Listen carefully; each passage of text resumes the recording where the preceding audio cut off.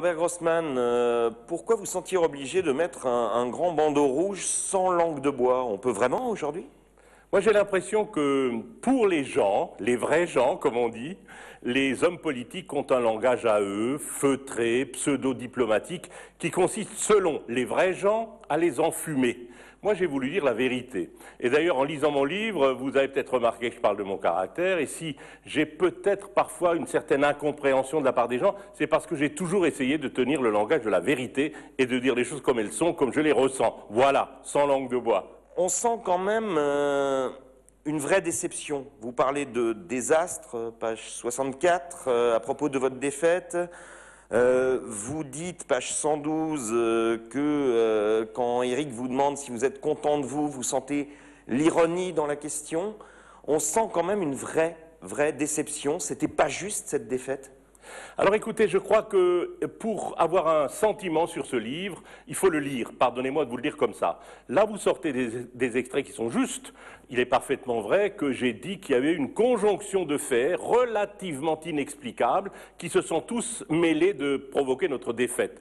C'était le climat national, c'était peut-être nos caractères, c'était peut-être l'incompréhension du tandem. C'est un ensemble de phénomènes qui ont fait qu'à ce moment-là, la défaite a été terrible. La déception que vous évoquez, c'est en effet, j'aurais beaucoup aimé pouvoir continuer à œuvrer pour la ville de Strasbourg et pour la communauté urbaine, comme on l'a fait. J'avais des tas de projets, nous avions un plan, et il a été stoppé de manière extrêmement brutale. Oui, pourquoi ne pas dire que j'ai été triste, déçu et que c'était une douleur, c'est vrai. Alors, il y a même des gens qui reconnaissent que votre bilan, des gens qui ne vous aiment pas, que votre bilan était plutôt bon. Il y a manifestement un classement des bilans des villes de France et vous étiez largement dans le top 10.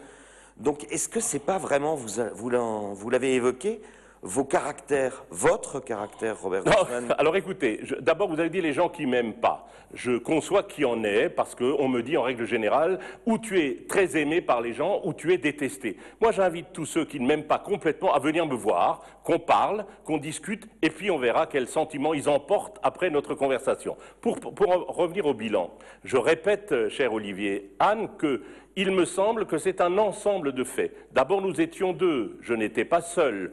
Le fait d'avoir voulu dire à un moment donné que le seul responsable de la défaite, c'était moi, je crois que c'est très injuste et tout le monde le reconnaît. Voilà, faut lire le bouquin pour comprendre comment moi j'analyse cette épouvantable défaite.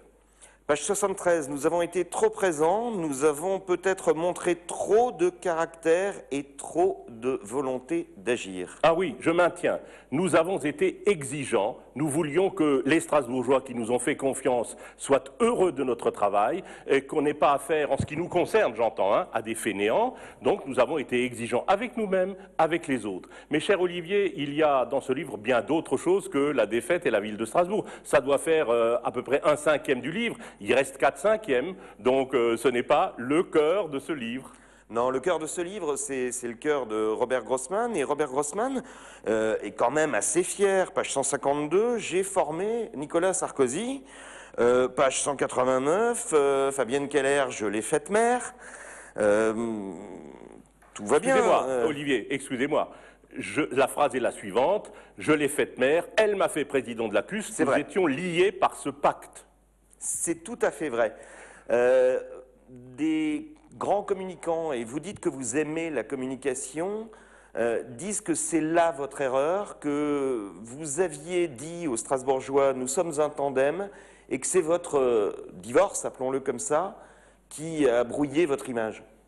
Moi, je pense que le tandem était une belle idée et reste une belle idée, c'est-à-dire de gérer les affaires à deux, être en responsabilité à deux, chacun dans son territoire, c'est une très belle idée. Messieurs Bigoris ne font pas autre chose. N'avons-nous pas réussi à bien communiquer ce concept? Oui, je le crois. Vous savez, dans la communication, vous êtes mieux placé que moi, il y a un émetteur, il y a un récepteur.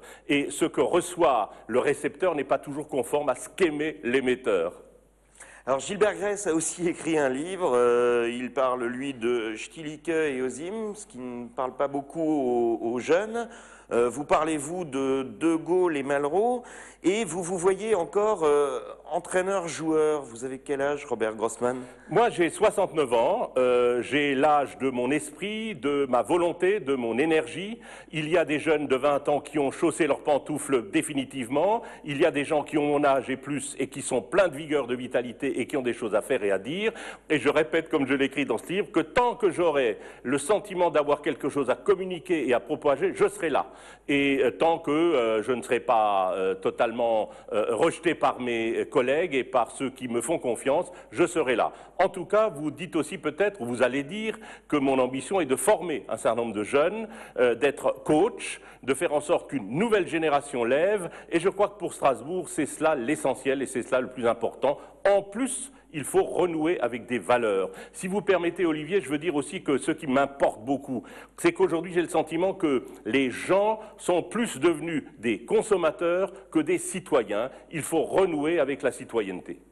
Alors, il y a un autre parallèle avec Gilbert Grèce, c'est la presse est méchante avec vous. Ça devient un peu lourd à porter pour nous aussi. C'est faux. Il faut lire ça en entier, si vous le permettez. Je dis ce qui n'allait pas avec la presse, mais je dis aussi ce qui allait. Je dis qu'il y a un tout petit nombre de journalistes qui ont des idées fermes et arrêtées qu'ils font passer dans la presse, mais que la très grande majorité des journalistes fait très bien son travail. Une petite liste pour finir. Borde, Zeller, Eiffel, Trottmann, Loos, Bockel. Oui, alors? Ça vous inspire quoi? Je cite ceux qui ont été ministres alsaciens, je dis aussi ce que je pense de leurs résultats globalement parlant, et ce que je souhaite, c'est que quand on est ministre alsacien, on défende avant tout l'Alsace, c'est aussi pour cela qu'on est là, et on n'a pas toujours peut-être à avoir le petit doigt sur la couture du pantalon quand on est à Paris. Il ne faut pas toujours baisser les bras, il faut lutter, il faut travailler, il faut arracher des décisions, et vous savez, la plus importante, c'est quand même très spectaculaire, c'est qu'il a fallu que nous attendions 20 ou 30 ans pour avoir le TGV, et en plus il a fallu que nous le payions, nous étions la première région à le payer. Voilà, j'aurais peut-être dépensé plus d'énergie et de manière un peu différente pour arracher cela, je l'aurais fait savoir en tout cas. Alors, dernière question, on a l'impression, c'est la rumeur dont la ville bruisse, dont la région bruisse, vous êtes mieux depuis votre défaite. Écoutez, allez, je vais entrer dans votre jeu. Disons que je suis moi-même, libre, décontracté, tel que je me sens au fond de moi, et je ne suis peut-être plus contraint par un rôle à jouer que le tandem aussi obligeait à jouer. Donc voilà, je vous remercie de considérer que c'est une rumeur qui bruisse dans la ville, pourvu que ça se répande comme une traînée de poudre partout. Robert Grossman, merci. Merci à vous.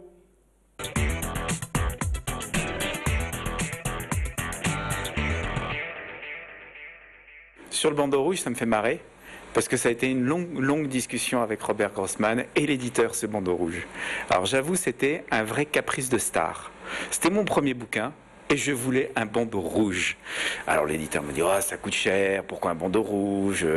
Et en fait, ça a été une longue discussion. Et un soir, Robert me téléphone, parce qu'on était continuellement en discussion, et me dit, et si il y avait plein de titres sur le bandeau rouge, voilà, on discutait.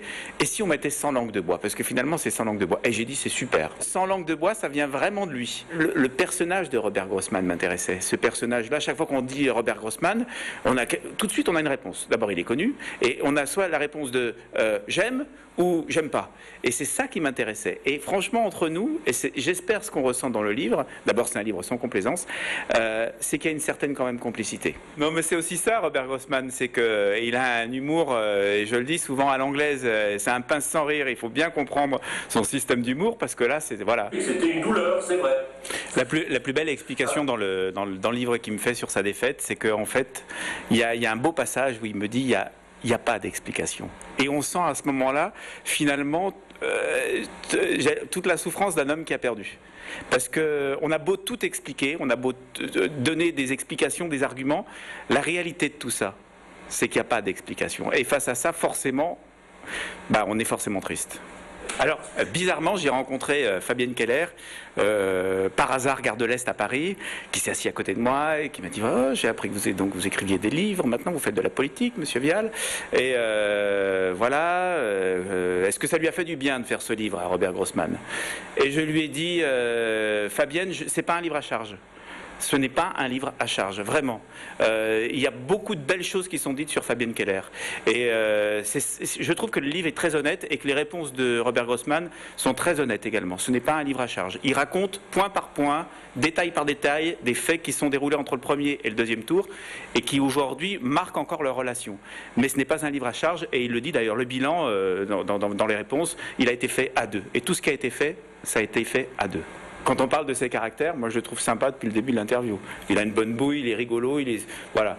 Et c'est aussi ce qui m'a donné envie de faire ce livre, c'est que finalement je trouvais ça très injuste de l'attaquer sur son caractère. Moi j'ai jamais eu de problème avec Robert Grossman et tous ceux à qui j'en parlais me disaient il n'y a pas de problème. Robert Grossman est un homme très pointilleux. Parce que faire un livre d'entretien avec Robert Grossman, ça a été du travail, mais beaucoup de travail. C'est pas simplement venir et noter et enregistrer. Les gens sont plus devenus des consommateurs que des citoyens. Il faut renouer avec la citoyenneté. Alors, il y a un... Quand il dit ça, c'est aussi là que ça m'intéresse le personnage, c'est qu'on voit bien qu'à ce moment-là, Robert Grossman n'est pas un homme de droite et qu'il pense